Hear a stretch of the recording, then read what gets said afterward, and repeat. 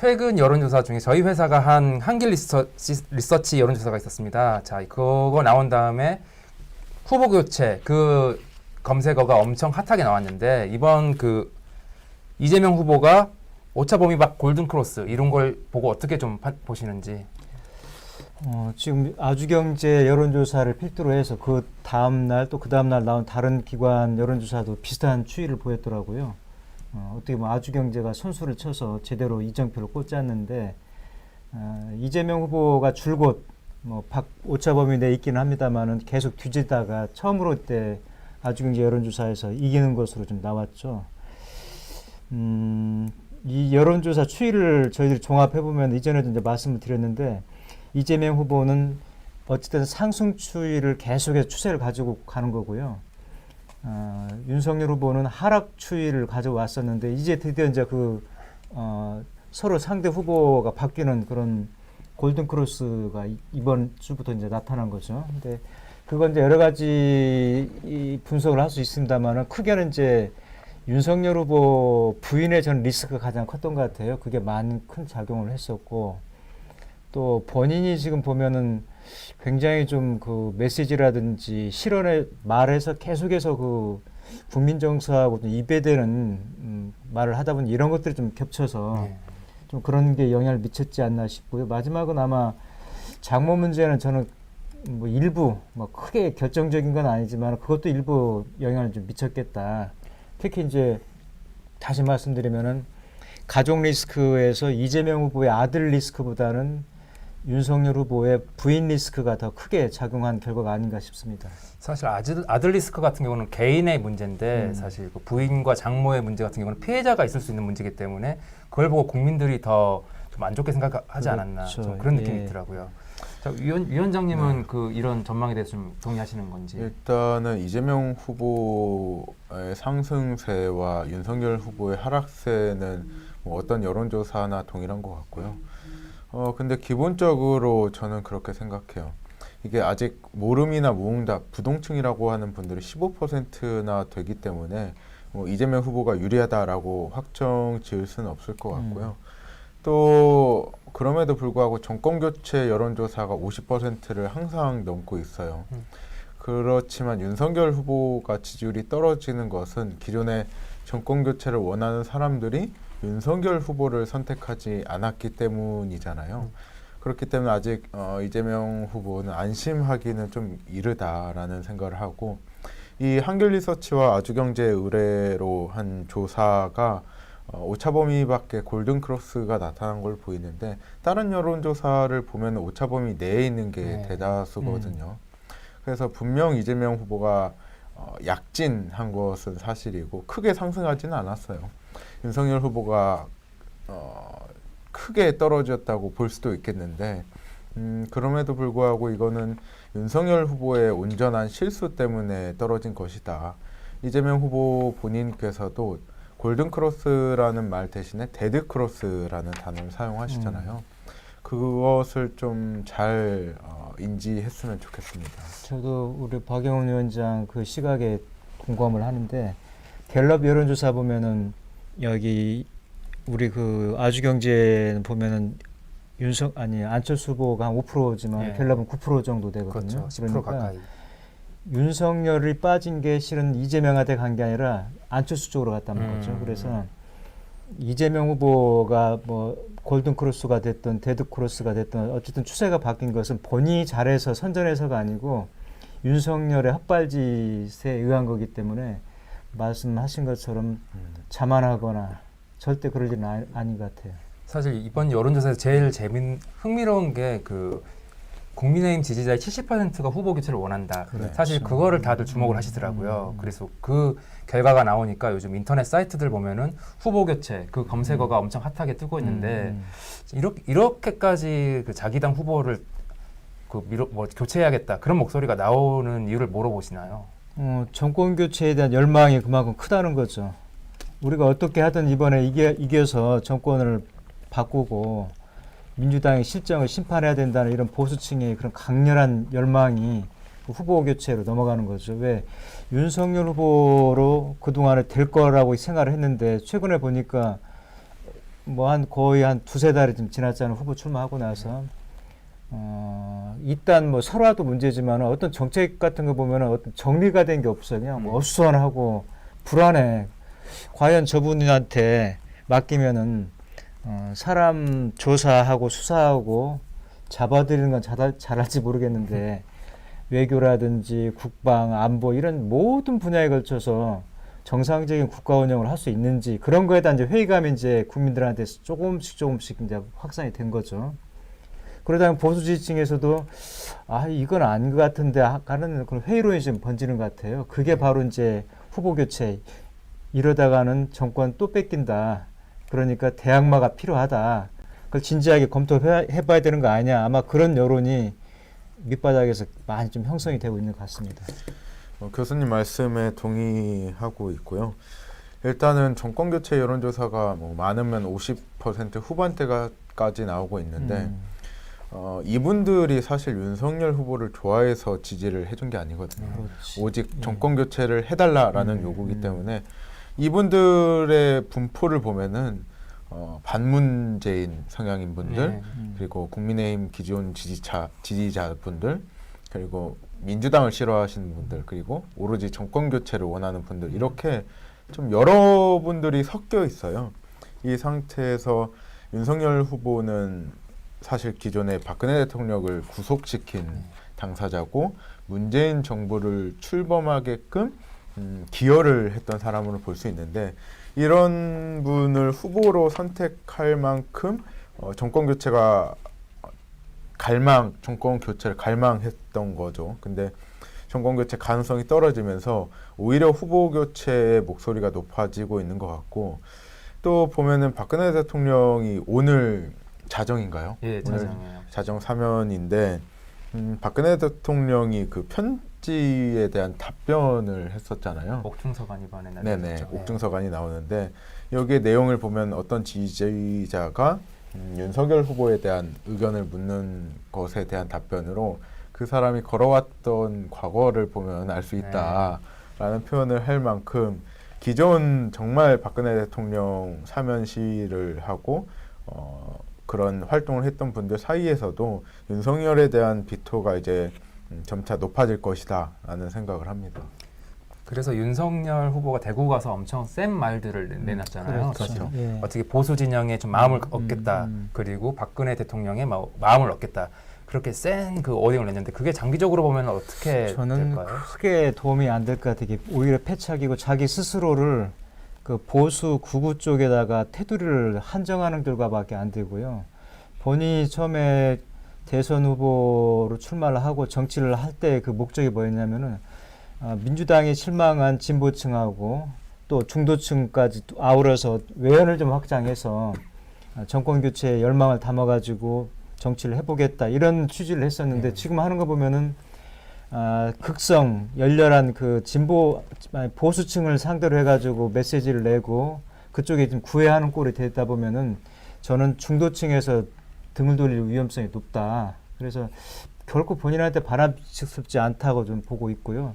특히 발언 수위도 이제 보시면 알지만은 굉장히 거칠어요. 그냥 강한 게 아니라 거칠다는 거거든요. 원색적인 거죠. 예. 그냥. 예.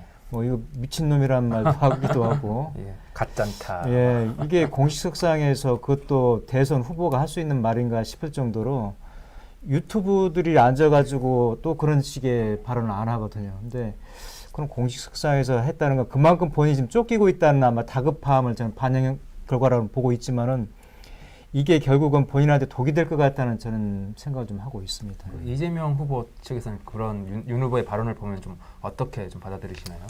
받아들이는 것 이전에 황당하죠. 저분이 정말 급하구나라는 생각을 하기도 하고 또 재밌는 게 그 대구에 갔을 때 조원진 후보 예. 우리공화당인가요? 그렇죠. 네, 우리공화당 후보가 시위를 했어요.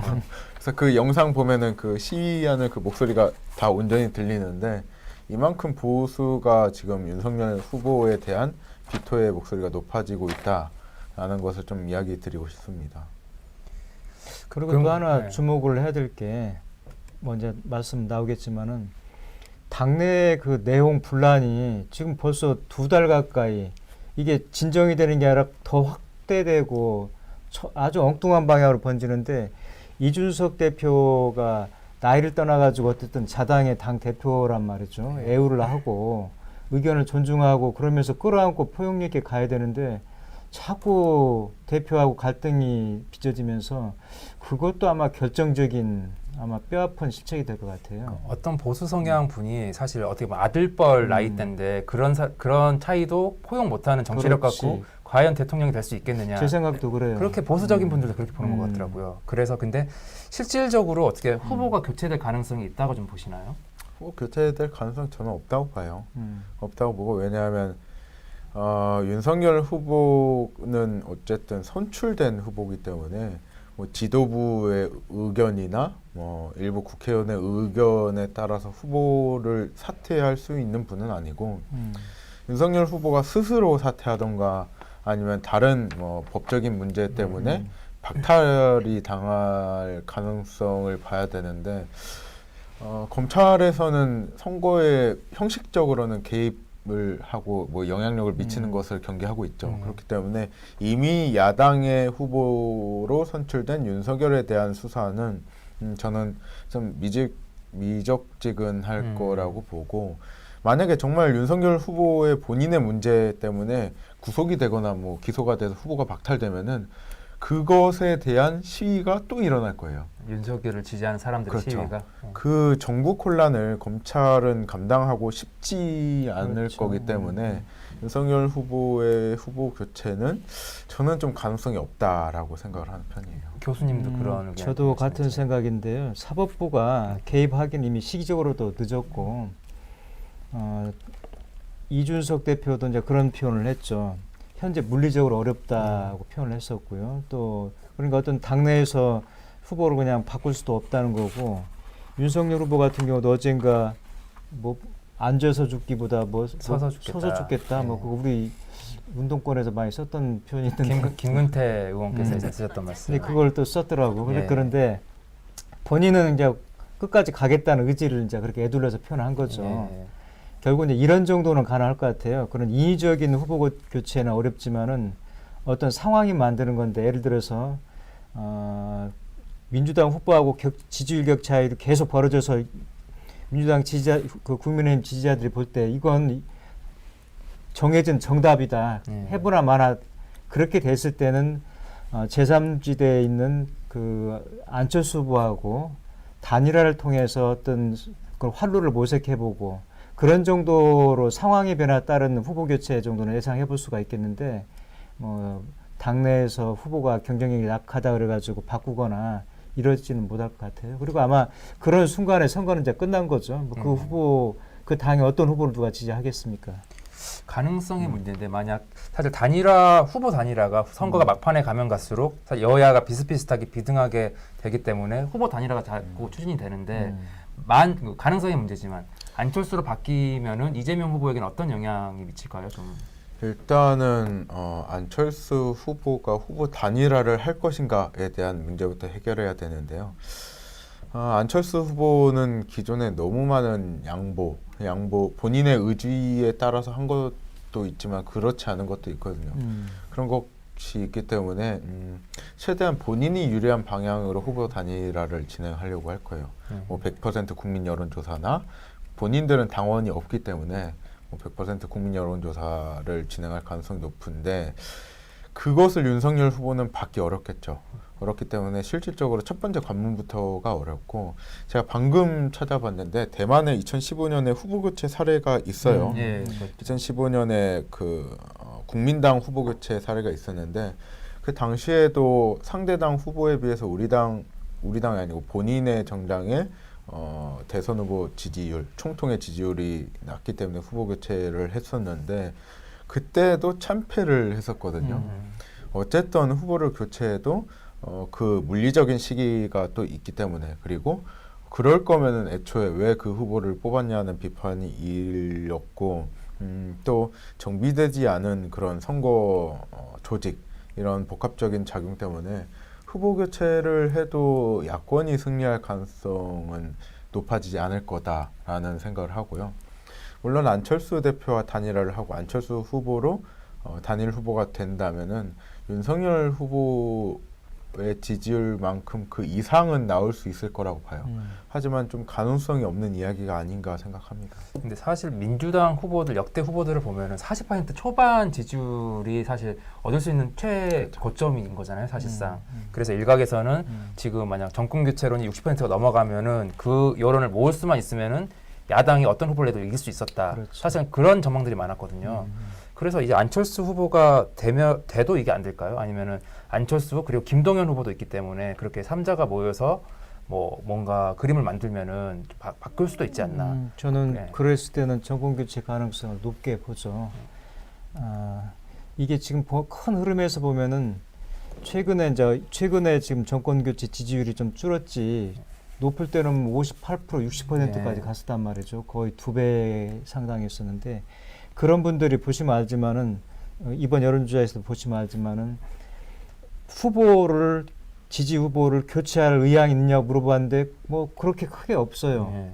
20대에서만 좀 높게 나타나는 거죠. 그러니까 어떤 상황이 와도 실은 자기가 지지했고 이 정권을 심판해야 되겠다는 사람들은 지금 화가 나니까 여론조사에서 이렇게 부정적인 응답을 하는 거지 막상 기표소에 가면은 저는 자신들이 느꼈던 걸 표를 투표할 행사가 높다고 보는 거예요. 그래서 만약에 야권에서 뭐 모양새 좋게 단일화를 이뤄낼 수만 있다면은 상당한 파괴력은 있고 정권 교체 가능성도 굉장히 위협할 정도로 저는 있다고 보고 있습니다. 방금 그 정권 교체론이 한 60% 나왔다고 이야기하셨는데 사실 어떻게 생각하면은 또 문 대통령 지지율은 40%를 넘는단 말이죠. 그렇죠. 좀 약간 정권 교체율이 60%가 넘는데 대통령 지지율은 40%를 넘는 약간 좀 언밸런싱. 이건 좀 기이하죠. 어떤 이유로 보시나요? 좀 국민 여러분들의 그 국론이 너무 극명하게 갈려져 있는 것 같아요. 제가 이런 상황을 저는 처음 봐요. 저는 뭐 길게 살지도 않았는데 13년도부터 뭐 이렇게 민주당에서 활동을 했는데 이렇게 극명하게 국민들이 반으로 나뉜 상황은 처음 보거든요. 저는 작년까지만 해도 이게 그 극단적인 상황이다. 이보다 더 극단적일 수는 없다라고 생각했는데 이보다 더 극단적이고 점점 더 올라가는 것 같아요. 국론 분열이. 그렇기 때문에 지금 정권 교체를 희망하는 분들이 60%인데 정권 유지, 민주당 정권을 원하는 분들 40%인 상황이 저는 결국에는 이재명 후보가 대통령이 되더라도 국민 통합을 내세우는 대통령이 될 수밖에 없다고 보고 이 이상으로 국론이 분열되면은 결국 진짜 국군이 다 했다고 봐야 되잖아요. 정말 좀 안타까운 상황이라고 보고 방금 뭐 단일화해서 가능성이 있냐 말씀하셨는데 그러면은 차라리 심상정 후보까지 이렇게 끌어들이면은 저희가 농담식으로 뭐 정권 교체 빌런들의 모임 뭐 이런 이야기를 하는데 안철수, 심상정, 허경영, 김동연 이렇게 거기에 그 윤석열 후보까지 다 모이면 이기죠. 이기는데 보일 수가 없는. 그 현실적으로 좀 네. 불가능하다라는 이야기를 좀 하고 싶습니다. 이제 심상정 후보는 남아 있어야 국민의힘한테 도움이 되는 거지. 근데 뭐 정권 교체 지지율은 60 정도인데 대통령 지지율은 40이라 이거 이해를 안 된다 그러시는데 한 번에 저희가 4년 전으로 시계를 돌려보면은 문재인 대통령 처음 취임 초기에 대통령 수행 지지율이 80% 정도 됐었거든요. 그렇죠. 예. 근데 지금 40%란 말이에요. 그럼 그 40%가 어디로 갔냐는 거지. 그렇게 따져볼 때 국민들은 굉장히 냉정하다. 아무 생각 없이 따라다니는 것 같지만은 그 중간에 있는 사람들은 다 생각을 하고 있어요. 주파나를 잘할 때는 이쪽에다 놨다가 못하면 다시 이쪽으로 옮기고 그런 과정에서 이런 갭이 있는 거지 여론이 어떤 변화된 게 아니고 그 중간에서 말없이 침묵하면서 지켜보고 있지만은 기표소 가서는 냉정하게 투표할 그분들을 주시를 해야 되는 거죠. 그래서 어떤 분이 그렇게 말씀하시더라고요. 대통령의 지지율은 딱 행글라이더와 같다. 높게 시작해서 그걸 유지를 하면 좋은데 유지는 못하고 계속 떨어질 수밖에 없다. 근데 그 떨어지는 완급을 어떻게 조절하느냐가 그게 성공한 정부냐 실패한 정부냐 그렇게 나뉜다고. 그래서 네. 민주당에서 대통령 지지율 40%에 취해 있으면 큰 착각이다. 네. 제가 볼 때는 착시 효과라고 저는 이 얘기를 할 수 있는데 물론 이제 전국 단위 선거하고 보궐선거하고는 조금 다르긴 하죠. 성격이 그러긴 하지만은 뭐 4월달에 그 재보궐선거 보시면 알지만 그때 당시에는 민주당 지지율이 국민의힘보다도 높았었어요. 그때는 그렇죠. 대통령 지지율도 지금보다 높았고 그런데도 막상 표를 까보니까 서울, 부산 41개 기초자치구 중에서 한 군데도 이긴 데가 없었어요. 네. 민주당이. 지기도 했지만 그냥 진 게 아니라 가장 작게 벌어진 데는 18%포인트, 많이 벌어진 데는 25%까지 벌어졌어요. 그러니까 그냥 진 게 아니라 말고 참패를 한 거죠. 그게 민심인데 이번에는 또 거기에 대입을 해볼 때 지금 대통령 지지율 40%고 뭐 정권 교체 지지율이 조금 줄어들으니까 거기에 자만하면은 큰 코 다칠 수 있다. 그 사라진 대통령의 지지율을 말씀하셨는데 사실 그 사라진 지지율이 소위 MZ 세대인 거 아니냐. 그게 정치권의 지금 중론이잖아요. 그렇기 때문에 이거 2030 세대를 어느 쪽이 끌어들이냐가 승부의 추를 가릴 것이다. 그런 말이 있는데 그렇죠. 그 혹시 MZ 세대로서 네. 그런 거 좀 어떻게 보시나요? 일단은 20대와 30대를 엮는 것에 대해서 좀 반대를 하고요. 아, 20대만 그런가요? 이야기를 좀 할게요. 우리 대선의 공식이 있잖아요.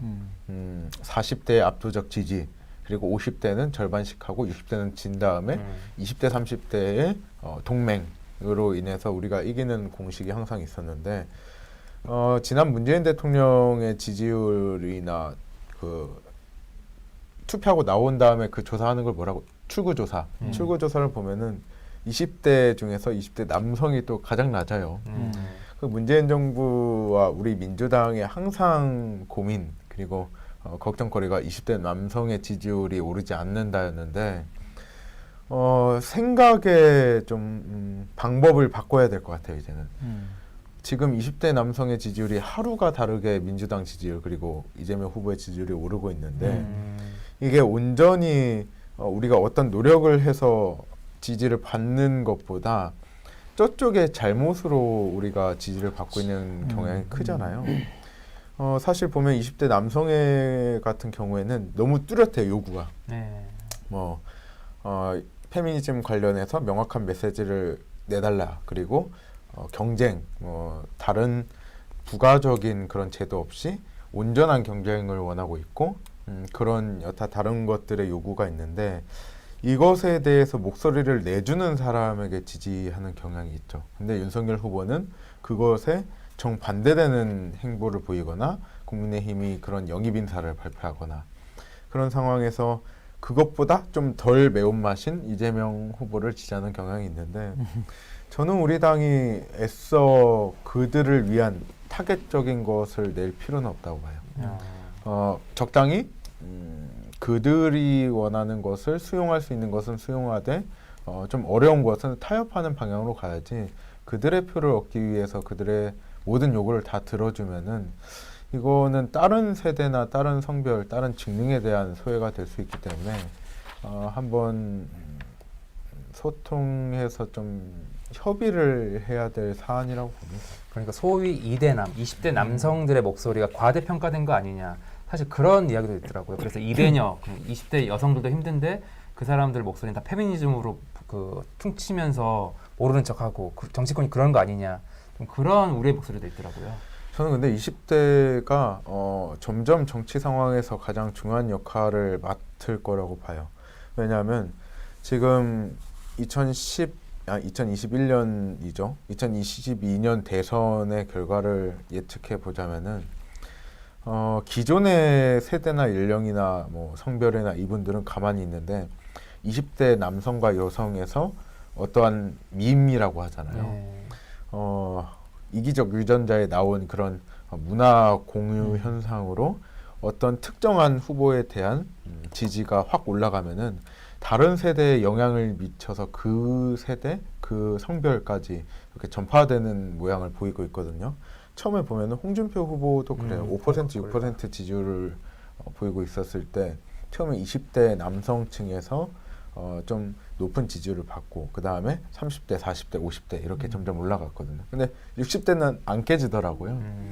이렇게 해서 20대에서부터 좀 확산, 가장 활발하게 의견을 표출하는 세대잖아요.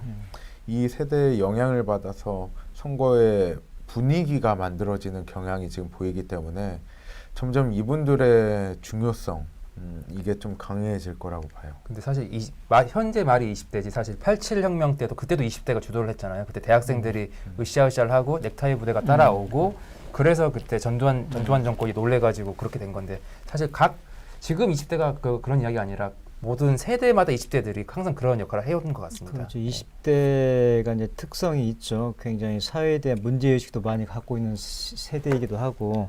근데 특히 이제 이번 대선에서 20대가 이제 주목을 받는 건 제가 정확한 이제 데이터 수치는 지금 이제 잃어버렸는데 지지난주인가 할 때도 보니까 20대 정치 참여도가 최근에 역대 선거에 보면 꾸준하게 늘고 있어.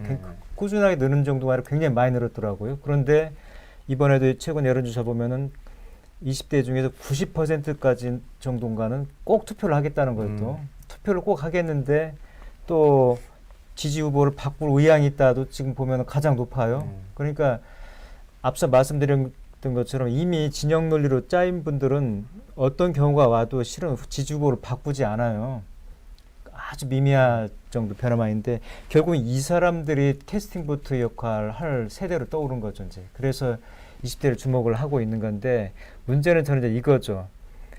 이러다 보니까 이 정치권에서 20대를 어떤 그 용도로 그냥 그때그때 선거 때마다 동원해가지고 표를 확장하는 데만 쓰고 또 선거 끝나면 또 뭐 언제 그랬냐는 듯이 또 버리고 그런데 이런 행태가 이제 반복돼서는 안 된다.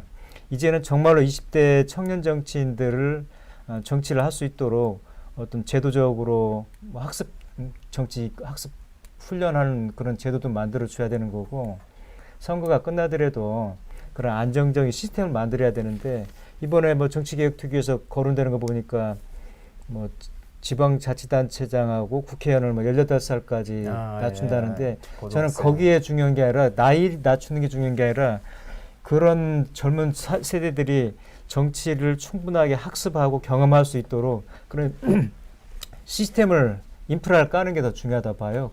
이번 대선이 그런 계기가 좀 됐으면 하는 좀 바람이 좀 있죠, 개인적으로는. 알겠습니다. 그럼